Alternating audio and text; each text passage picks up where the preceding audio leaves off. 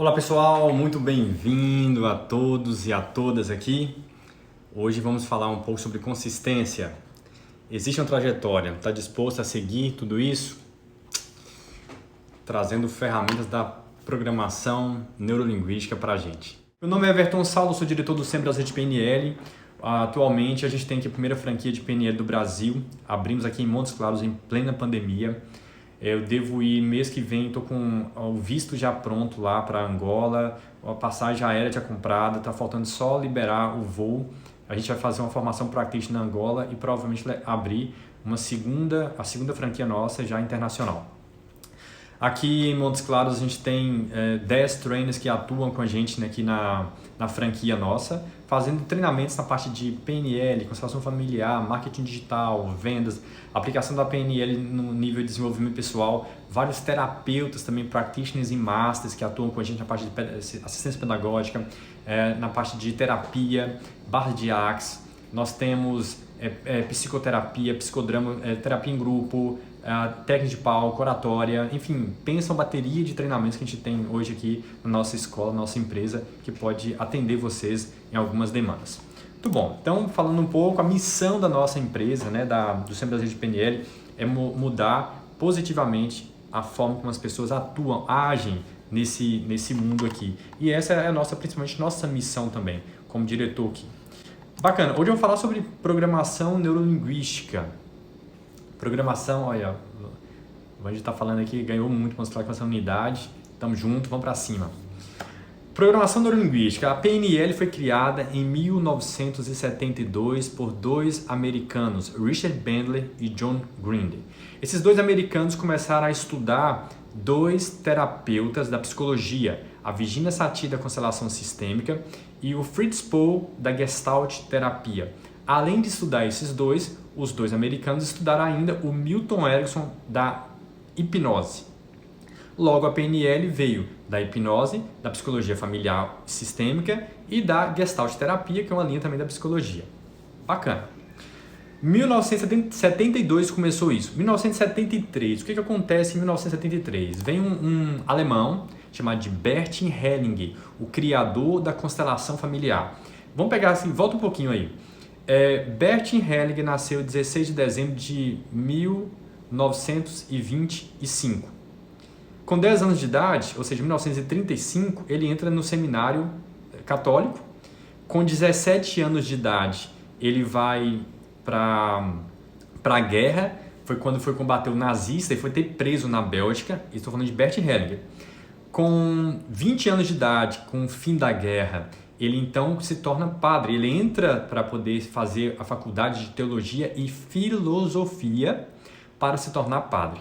Nesses estudos, 6 anos depois, com 26 anos de idade, Bert Hellinger vai para a África do Sul, onde ali ele estuda a tribo dos Zulus, onde ele é diretor de escola como a College Marion Hill, onde ali ele faz bacharel em artes. Ali ele estuda um curso superior em educação.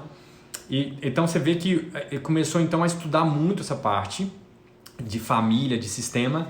Bert Hellinger volta então para a Alemanha, casa com a sua primeira esposa, a Herta. Bert Hellinger começa a estudar Gestalt.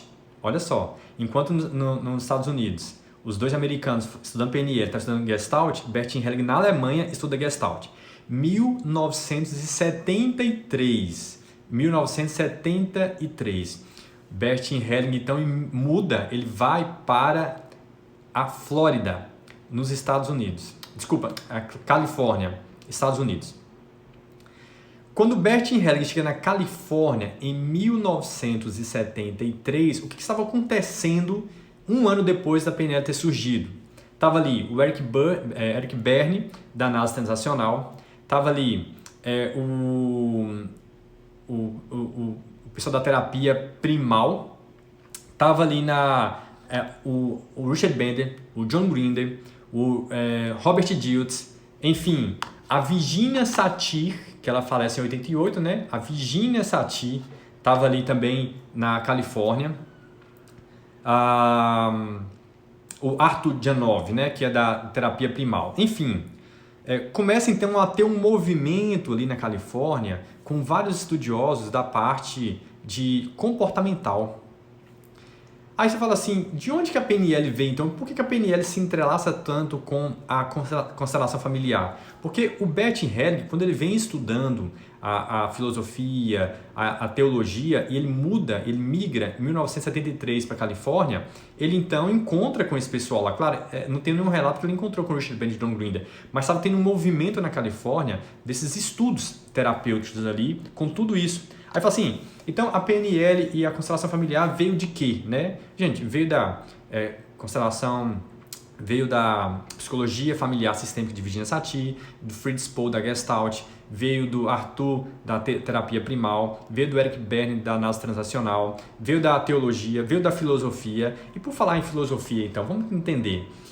Saulo, como que foi criado, então, essa ideia de que a PNL eu faço no final de semana um curso e depois eu já posso atuar como terapeuta? Por que isso? Por que eu faço no final de semana um curso de constelação familiar e já posso atuar como constelador?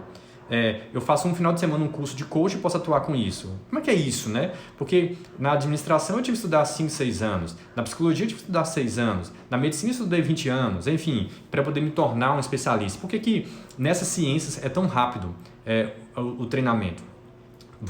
Para entender isso, vamos resgatar lá na filosofia, os grandes filósofos.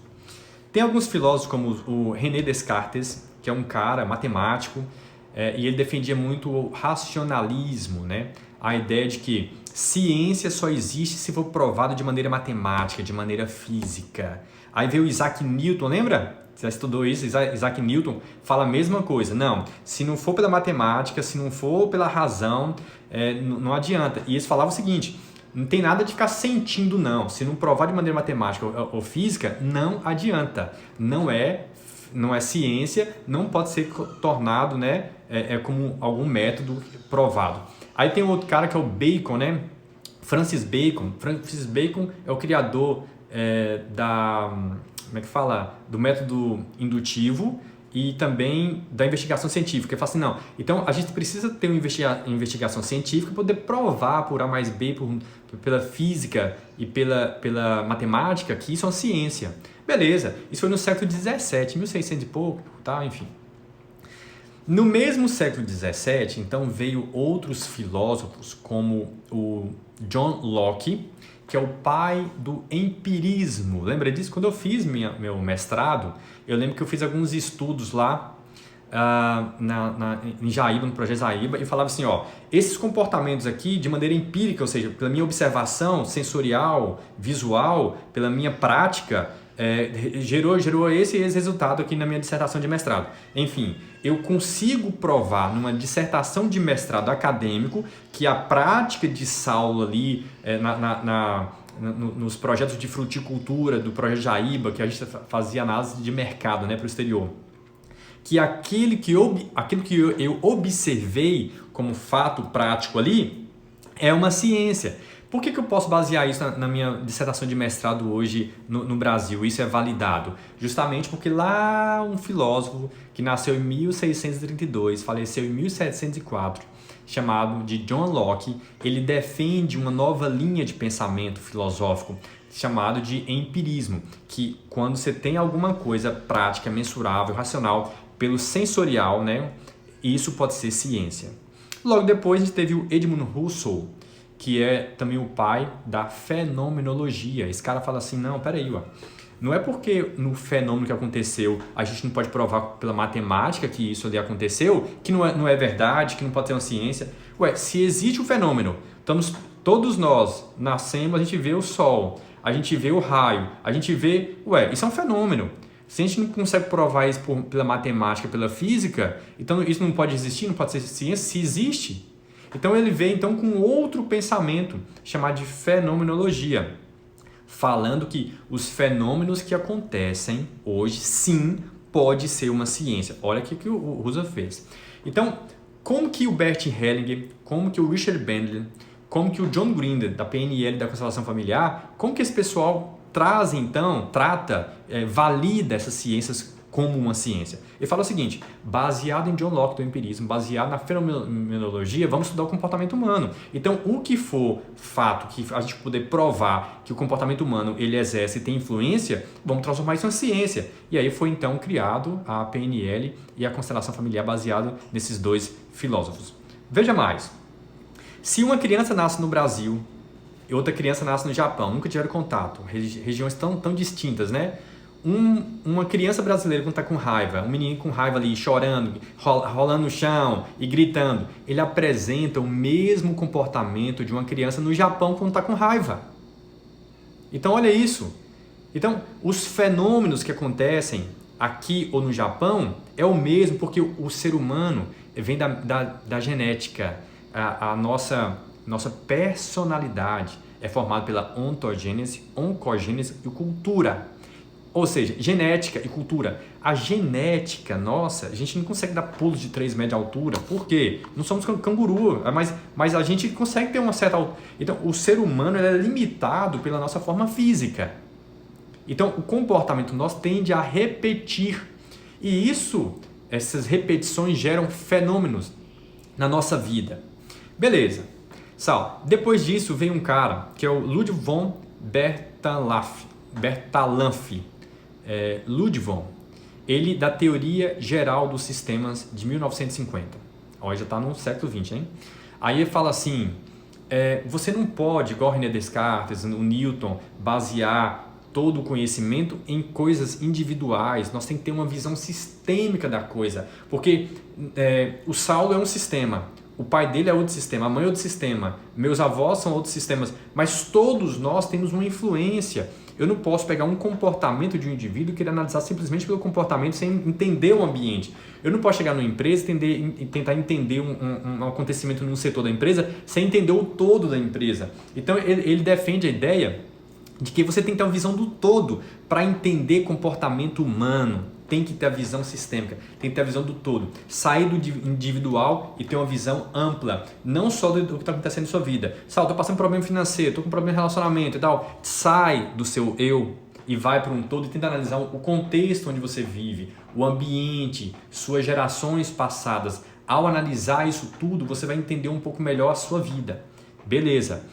Bert Hellinger, John Grinder, Richard Bentley estuda a teoria geral dos sistemas. Depois disso tudo acontecendo, tudo envolvido nesse meio aí, nós temos ainda o psicodrama do Jacob Levi Moreno, famoso Moreno. O Moreno, ele cria a ideia do psicodrama. O que ele fala? Que se você representar um acontecimento na frente como se fosse um teatro na pessoa, esse acontecimento, por exemplo, Saulo está com raiva, e aí eu briguei com meu irmão.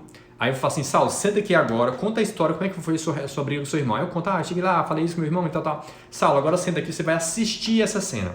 Aí a pessoa vai lá e escolhe 2 indivíduos na sala para ir na frente representar a briga de Saulo. Um indivíduo, um amigo, um participante vai representar o Saulo, o outro participante vai representar o meu irmão, o irmão de Saulo. Beleza. Aí briga vocês dois aí, faz a cena de novo. E o mais incrível é que quando eu estou assistindo eu mesmo, os comportamentos que eles vão gerar ali, eu com raiva, você com raiva, outra pessoa com raiva, a gente tem uma tendência de repetir o comportamento. Com raiva você vai falar lento, manso, claro que não, todo mundo com raiva vai gritar, vai alterar o tom de voz. Então, isso é universal. Quando ele vai e coloca algumas pessoas para poder representar, através do psicodrama, na psicologia, representar os acontecimentos, a pessoa está assistindo e fala assim, caramba, sou eu ali, ó, eu estou me vendo ali. Ó. E quando você vê de maneira dissociada, de fora, você fala assim, nossa, que bobeira, né? Eu briguei à toa com meu irmão. Então você tem uma análise mais fria do jogo. É como se estivesse jogando o xadrez aqui, você assistindo de fora, você vê coisas que quem está lá dentro não consegue ver. Então, moral da história, aí a PNL foi entendendo esse processo e criou então a associação e dissociação, que é um processo, que é uma técnica de alteração de emoções, que é uma técnica onde você resolve conflitos de pessoais, conflito com o pai, com a mãe, com o amigo, enfim.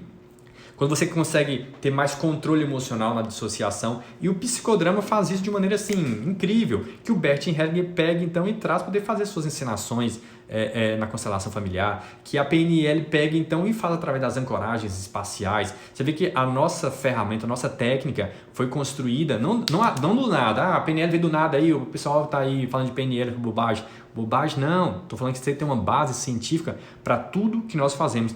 Você viu nossos treinos aí, fecha os olhos, começa a pensar sobre dessa forma, tal. Você viu eles fazendo isso? Mas todo detalhe ali de um padrão de linguagem, de um fechar os olhos, de pensar numa imagem, existe uma estrutura, um significado para aquilo. Depois nós tivemos a Gestalt também, que eles estudaram para poder trazer. Tivemos o Rupert Sheldrake, do campo morfogenético. O que é campo morfogenético? Eu vi na constelação e achei que é coisa aí espírita. Tanto religião quanto a ciência tenta explicar os fenômenos. Então, aconteceu uma cena na família ali, a religião vem, tanto cristianismo, espiritismo, budaísmo, todo mundo chega assim e fala assim, vamos tentar explicar isso que aconteceu aí, que daí foi um espírito que veio e tal. Cada religião vai dar sua explicação. Como também as ciências, constelação familiar e PNL, vai dar a sua explicação baseada na ciência.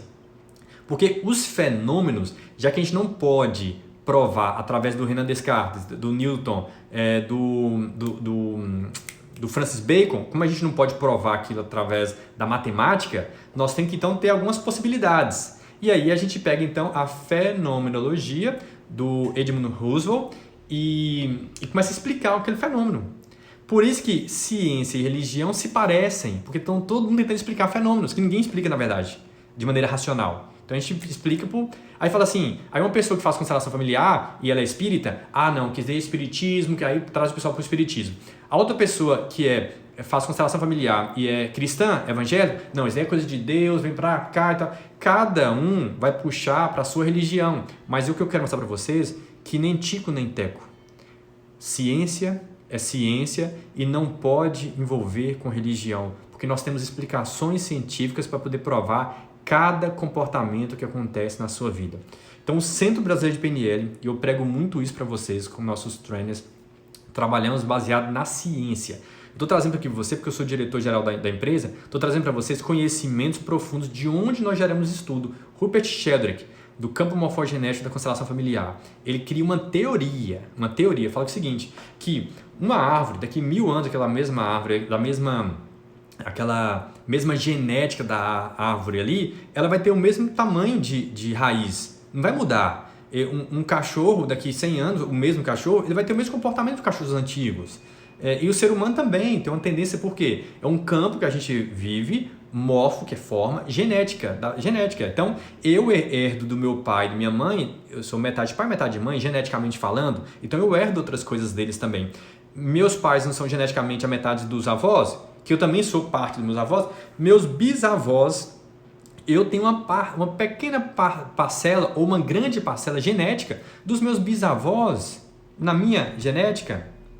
Então é fato que o que acontecia com meus bisavós acontece muitas vezes comigo, e de geração em geração isso vai passando, chamado de campo morfogenético. É um campo que todos nós temos em nossa volta, que qualquer pessoa pode acessar consciente ou inconsciente, isso tudo. Beleza, vamos mais. Aí a gente chega então numa grande pergunta. A pergunta mestre é: já que nós temos esses fenômenos que acontecem, quais são os fenômenos que acontecem então na nossa sociedade, no nosso meio? Primeiro fenômeno, chamado de tendência de mercado. De 7 em 7 anos, 10 em 10 anos, acontece um fenômeno no mundo capitalista chamado de tendência de mercado. Acompanhe comigo. Década de 90, o cara mais rico do mundo, Bill Gates, veio a internet e tal, aquela coisa toda. 2005, vem um boom, uma outra tendência de mercado da construção civil, lembra? Casas triplicando o valor e tal, lotes e tal. Depois, em 2011, tivemos a indústria do bem-estar, lembra? Rinode, Mary Kay, Polishop, todas aquelas indústrias crescendo, todo mundo abrindo salão de beleza, veio barbearia e aquela coisa toda, food truck, aquela coisa toda. Indústria do bem-estar estava em alta. Quem abriu, entrou no multinível, voou. Aí depois, em 2018, encerra essa tendência e entra então a tendência da tecnologia, que é uma macro tendência. Esse fenômeno, gente, acontece de tempos em tempos. E você tem que entender essa noção que é natural uma pessoa... Agora estamos num grande momento, 2018 começou isso, num grande momento do home care, grande momento do faça você mesmo, da internet, das redes sociais, das startups, da nanotecnologia, da economia colaborativa, o Airbnb que você compartilha casa, do Pegue Car que você compartilha carros, enfim, é o momento do cowork, que compartilha escritório, é o momento agora da tecnologia, começou então em 2018 e vem para cá. Beleza, Sal. Agora, crise, estamos em crise, um processo de crise aí na área de saúde e tal, e também na parte econômica, enfim. Mas essa crise nunca existiu? O Léo falou isso ontem, nunca existiu crise? Gente, claro que existiu e sempre vai existir, sempre vai existir. A crise também é um fenômeno que acontece de tempos em tempos e você tem que pegar o platô. O que é platô? Estamos no auge da crise, aí dá uma melhorada. Quando você aproveita a melhorada, esse time para poder depois a crise voltar, é nesse platô que você tem que crescer. É aí que você tem que aproveitar, deixa voar e fazer acontecer. Então, entender o time das ondas de crise, você tem que saber isso. Agora, se você consegue entender esse fenômeno de crise e consegue ter uma percepção mais lógica de que, cara, pensa comigo, se você tivesse uma atividade econômica, de trabalho, de alguma atividade essencial, você estaria reclamando? Se tivesse uma farmácia, se tivesse um hospital, se você tivesse aí um supermercado, você estava reclamando da vida? Não estava, gente, não estava. Então, pena que muitos de nós não temos nossos negócios nos serviços essenciais, nós não estava rico, né? Quem não está aproveitando essa onda aí, ó, aí eu, Saulo, eu tinha ido num supermercado, sabe, que nessa hora ainda no supermercado não fecha e tal, tá arrebentando em ganhar dinheiro e tal, só que tem a crise do supermercado também, não vai pensar que é só flores, não, eles têm que aproveitar agora o platô deles, ganhar dinheiro, que quando voltar ao normal, aí volta tudo, então sempre tem altos e baixos, o pessoal fala assim, a época da vaca gorda, né? Então, a crise, ela afeta a nossa vida em várias áreas. Primeira questão, a crise consegue quebrar você. A crise consegue tirar seu patrimônio. Quantas pessoas que talvez estavam com o mesmo carro, a mesma casa, a mesma empresa, mas está quebrado, endividada. Quantas pessoas você não tem noção? As pessoas estão endividadas, os bancos trazem dinheiro e emprestando. Às vezes a pessoa está até bem, mas só tudo endividado. Ou, agora, quantas pessoas também estão abaladas emocionalmente? Quantas pessoas estão abaladas emocionalmente? Pensa comigo, nesse período agora. Então, a crise afeta emocionalmente as pessoas? Afeta o patrimônio? Afeta. O que a crise não afeta? Vou ganhar um presente quem escrever para mim e acertar. Qual área da sua vida, a única coisa que é blindado por uma crise, que a crise não consegue tirar de ninguém? Escreve para mim. A única coisa que a crise não consegue tirar de ninguém. Escreve aqui embaixo. Só continua a se inscrever. Conhecimento, Nui. Obrigado. A fé às vezes tem abala, né? A fé às vezes fica meio abalado na fé, duvidando, sabe? Mas o conhecimento não. O conhecimento, você pode estar lá quebrado emocionalmente, financeiramente, conhecimento, a crise nunca vai tirar de você.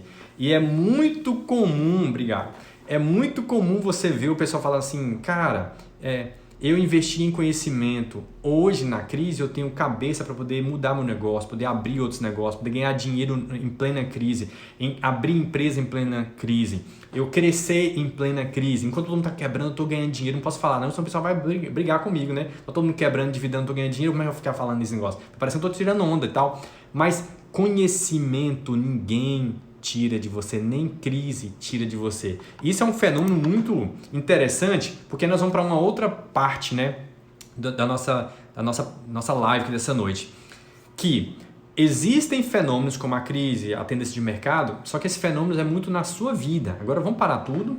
Eu quero que você pense agora na sua vida. Quais fenômenos repetem na sua vida? Acontece sempre na sua família, pessoas surtando. Sabe, meu avô surtou, minha avó surtou. Existe na sua vida pessoas quebrando financeiramente, sempre um ciclo de quebrar. Meu avô quebrou, o meu pai quebrou e a chance minha de quebrar é muito grande.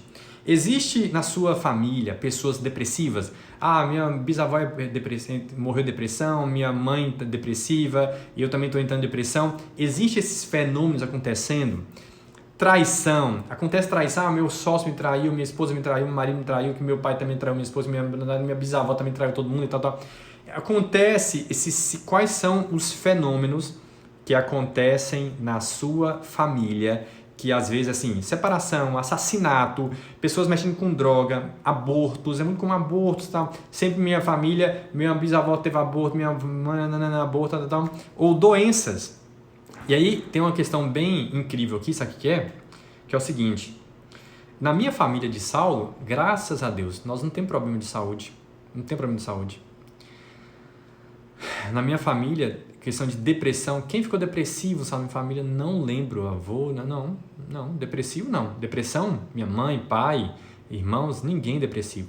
Mas se talvez você aí, sua família tem um ciclo de depressão, muita gente depressiva na família, esse fenômeno acontece na sua família, sabia disso? E aí quando você começa a ter uma observação, suicídio, né? Serena aí, obrigado pela contribuição. Pessoas suicidando naquela família, né? Engraçado, né? Muita morte, muito suicídio. Às vezes você fala assim, nossa, que coisa, né? Fulano, a mãe aconteceu isso, a filha aconteceu, a neta aconteceu, né? Engraçado? Esses ciclos são explicados pela constelação familiar e pela PNL como fenômenos da sua família e ciclos da sua vida. O mais interessante disso tudo é que esses ciclos, quando você consegue entender o que dispara eles, você consegue interromper esses ciclos na sua vida. Alcoolismo, Daniane falando, né? Beleza. O que é? Tem alguns fenômenos que acontecem na sua família, não acontecem na minha. E vice-versa, acontece na minha, não acontece na sua. Beleza. Então, são fenômenos familiares. Agora, tem fenômenos que acontecem em várias famílias ao mesmo tempo. E qualquer coisa que você fizer vai acontecer.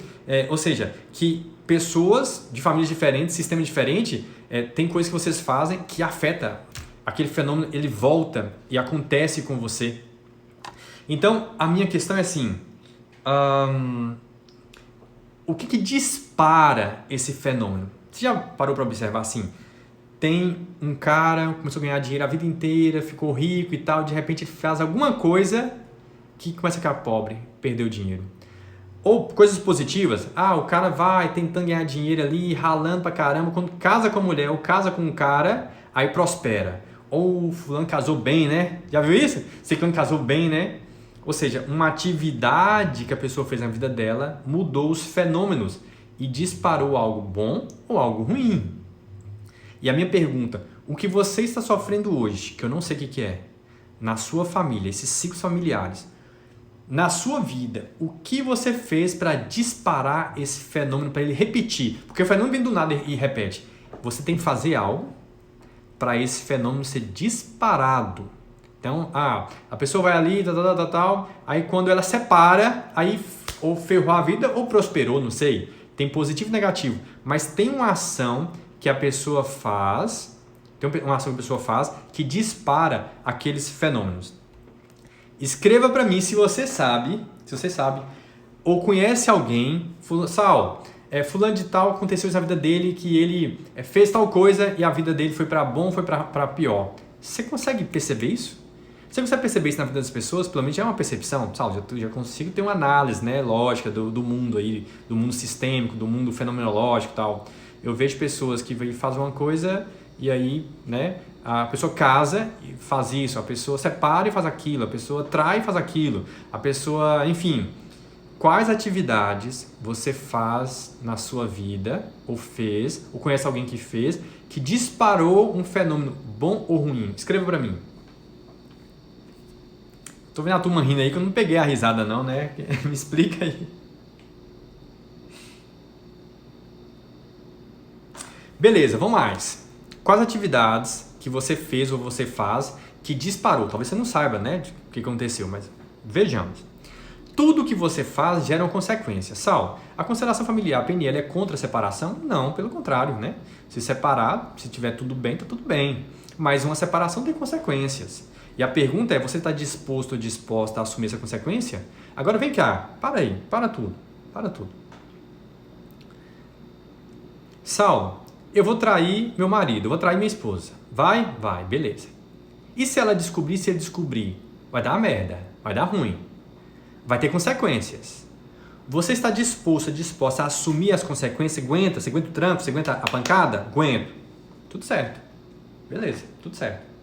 Agora, a maioria das pessoas não estão dispostos a assumir as consequências. Faz a merda e não está disposto. Beleza. Saulo, eu vou fazer sexo em camisinha, eu tô ali adolescente, a menina adolescente, aquela coisa toda, eu vou fazer sexo em camisinha. Tá. Vai engravidar. Você tá arriscando. Atividades suas geram um fenômeno, um acontecimento. E se engravidar, você está disposto ou disposta a assumir o filho? Você está disposto ou disposta a assumir a pancada, a carga? Não. Então bota a merda na camisinha. Você entendeu a ideia? Então para de fazer a merda. Porque é muito comum a gente atender as pessoas falam assim, agora que eu vou fazer, tô chorando, dores, céus. Mas que merda que você fez? Você fez a merda sabendo que vai dar merda. Então, por que você fez? Então, se você faz, é um fenômeno, vai acontecer situações. Não tem como nessa terra aqui acontecer, você fazer coisa e não ficar só no céu, nas flores. Não tem como. Atividades geram fenômenos, bons ou ruins. Primeiro ponto. Se você reclamar da vida, a própria palavra reclamar, clamar de volta para dar ré, traz maldição, traz fenômenos negativos sobre sua vida? Sim. Então o que você faz? Então por que você fica reclamando o dia inteiro? Essa casa é pequena. Esse elevador está ruim. Que essa escada é muito grande. Que não sei o que tem, tal. Aí você vem para uma live, e eu já passei por isso comigo. Uma vez eu reclamei da minha casa, fui fazer uma live, a live travava e desligava, travava, desligava. Falei, o que está acontecendo? Aí caiu a ficha. Eu estava reclamando da minha casa. Se eu estou reclamando da minha casa é isso, aquilo, outro, então Saulo, então vem cá, então dá pau na casa toda que eu quero ver se você vai conseguir fazer sua live. E aí, às vezes nós erramos, só que a gente que tem um conhecimento, você para e fala assim, cara, onde foi que eu errei? E aí vai uma segunda dica para você. Quando você está andando, está prosperando e deu merda, você para e fala assim, cara, o que eu fiz de atividade que gerou esse fenômeno negativo na minha vida? O que eu fiz de atividade que aconteceu essa situação? Você tem que parar e analisar, ir lá e corrigir. Parei de reclamar, comecei a agradecer. A graça descer. Bruninha falou isso no primeiro dia, né? Trazer graça. Graça é algo que você não merece, né? Então vem do céu para você. Mesmo que você não merece, você recebe. Então você começa a agradecer pelo que você tem. Aí você vai ver que a internet vai funcionar, você vai ver que o dinheiro vai chegar, que a casa não vai ficar faltando luz, que não vai quebrar a telha, que na hora da chuva não vai entrar goteira, que o menino não vai quebrar a TV. Porque se você ficar só reclamando da sua casa, vai acontecer coisa na sua casa que vai quebrar. Isso é um fenômeno. Saulo, isso é coisa do capeta, de maldição, não interessa. Não estou falando de religião. Estou falando que existe um fenômeno que todas as pessoas que tendem a reclamar, isso acontece alguma coisa ruim. É um fenômeno. E aí? Fazer o quê? Então, o que eu falo pra vocês? Pare de reclamar, Tô reclamando do relacionamento, reclamando do cara, reclamando da mulher, tô reclamando que não presta, que é ruim, que não dá atenção, te trai. Gente, mas você não tava reclamando? Não tava reclamando? Você tava ou não tava reclamando? Isso aqui é o quê? Então, pare de uma vez por todas, entenda isso, coloque na sua vida. Para de reclamar. E se você fizer alguma coisa, vai ter consequência. Gente, se você estiver gostando dessa live, clica nesse coração para mim, para eu poder medir como é que tá indo isso aqui. Se você estiver gostando da live, né? Tem gente querendo entrar aqui, o que é? Tá. Clicou errado aí. Tem umas mensagens aqui internas. Perfeito, a consistência. No finalzinho vocês vão entender o processo, mas eu vou responder as perguntas de vocês aí. Ou seja, tem pessoas que criticam demais as outras e depois não querem ser criticadas. E essa crítica gera coisa ruim em você. Estou criticando que você tem isso, você vai ter aquilo, sabe? São fenômenos, vai saber a origem matemática disso, né? Não sabemos, a gente baseia no empirismo e na fenomenologia para poder entender esse processo. Mas o processo acontece e precisamos tomar uma decisão para poder mudar ele todo. Beleza. Quando você, então, sofre alguma consequência, algum problema na sua vida, e você fala assim, nossa, Saulo, tive problema financeiro aqui, e você vem e corrige rápido a atividade que gerou a quebradeira, a atividade que gerou o endividamento, você corre e corrige ele, você rapidamente você sai daquele buraco. Olha que legal. É possível corrigir desde que você tenha conhecimento, consciência daquilo. E existem alguns processos na própria formação practitioner, nossa, tem várias técnicas, sabe? E eu tenho um módulo, inclusive, na formação practitioner de constelação familiar, que a gente mostra às pessoas fenômenos que acontecem ali no dia a dia da pessoa. Por exemplo, vamos lá. Vamos pensar em fenômenos que acontecem, qualquer pessoa que fizer vai ter problema. Aborto. Aborto natural ou um aborto forçado pela mãe gerou um filho. A mãe teve um aborto e mais 2 filhos. Quantos filhos ela tem? 3. O que é comum as mães falarem? Não, só tem 2 filhos. Mas cadê o que morreu? Ah, não conta. Ou seja, você está excluindo. Aí Bert Hellinger, uma das leis dele que é de pertencimento, fala que quando você exclui um aborto, uma pessoa que veio, né? O outro filho vai ter autismo, vai ter comportamento agressivo, vai ter comportamentos de hiperatividade. Aí o filho vai começar a ter dificuldade em estudo, vai ser um menino muito agitado, para poder avisar para o pai ou para a mãe que existe um fenômeno naquela família que está escondido, que aí está infringindo uma lei, a lei do pertencimento. Perfeito. Um fenômeno. Outro fenômeno. O pai traiu a mãe, ou a mãe traiu o pai. O menino, meu pai fez isso. Opa, o filho está julgando o pai? O filho é maior que o pai? O filho acha que pode saber mais do que o pai da mãe? Isso acontece? O filho é traído. Ou a filha é traída, ou ele trai. Por que esse fenômeno, estou falando de fenômeno, por que esse fenômeno acontece em qualquer família? E aí Bert Hellinger fala assim, caramba, ao analisar 16 mil famílias, percebemos que esses fenômenos não acontecem só em uma família ou só em outra família. Acontecem em todas. Em todas. Esse fenômeno acontece em todas as famílias. Basta fazer isso, ignorar um comportamento do pai e de sua mãe, vai repetir em você. Isso é um fenômeno da fenomenologia. Pai e a mãe querem separar. Fala assim, eu não quero mais aquela mulher, não quero mais aquele cara. Só não separo por causa do filho. Olha isso, peraí. Só não separo por causa do filho. Então, o filho tem que carregar um relacionamento do pai e da mãe. Uma criança carregar um relacionamento tão conturbado é muito pesado para um filho carregar isso, gente. É muito pesado. Quando os pais separam, o menino tem um alívio, ufa. E essa carga, esse fenômeno que acontece, causa na criança dificuldade de aprendizado, causa a criança adoece. Sabe, mas por que um adoeceu ou outro teve dificuldade de aprendizado? Conforme o fenômeno daquela família. Por que a criança teve depressão e não adoeceu? Porque na depressão é uma família de deprimidos. É um fenômeno daquela família. Por que o outro teve dificuldade financeira? Porque é um fenômeno que se repete naquela família dele. Por isso que na constelação não fala assim, o que vai acontecer? Isso, aquilo, outro. Não. Cada família tem um fenômeno de ciclos e vai afetar justamente naquele fenômeno da sua família. É nesse momento que dispara em você o fenômeno que vem, talvez negativo, e vai abalar a vida sua ali, tá? Quando as mães sofrem demais e expõem isso para o filho, né? E o filho percebe a mãe sofrendo, o que é comum? O filho ou a filha espiar a mãe, espiar o pai. O que é isso? O filho ou a filha assume aquela dor, aquela depressão, aquela mágoa, aquela raiva e começa a ser uma pessoa deprimida, uma pessoa melancólica, uma pessoa ali frustrada, triste, para poder com o objetivo de tirar da mãe. Sabe, mas que fenômeno é esse? Bert Hellinger percebeu que isso acontece nas famílias, 16 mil famílias analisadas, até hoje acontece isso, né? Naquelas famílias, beleza. Quando um filho sai da posição de filho, vai para a posição de avô, eu vou ensinar meu pai como é que faz, minha mãe como é que cuida de dinheiro, meu pai, meu filho, seu pai falou isso, fala meu pai. Quando você desonra pai e mãe, você é afetado na sua vida financeira, conjugal e profissional. Mas eu não concordo com isso, é uma lei, você não concordando não vai acontecer. Mas baseado em quê? Observe os fenômenos de maneira empírica, empirismo. Acontece e é fato e é evidente em todas as famílias e acontece na sua família. Agora, o mais incrível que eu fico observando isso aqui que se você está aqui nessa noite me escutando, você reclama do seu marido e é traído ou é traída, você reclama da sua esposa e é traído, você reclama da sua vida financeira e tem problemas, você reclama do dinheiro, reclama da sua casa, da roupa, do carro, esse carro é velho, já viu gente falando isso? Esse carro é velho, tem que trocar esse carro ninguém merece esse carro. Aí a pessoa vai sofrer um acidente, sabe? Então, quando você tem alguma coisa ruim na sua vida, pare e observe o que você fez para aquilo. Gente, isso é muito sério, sabe? Isso é muito sério.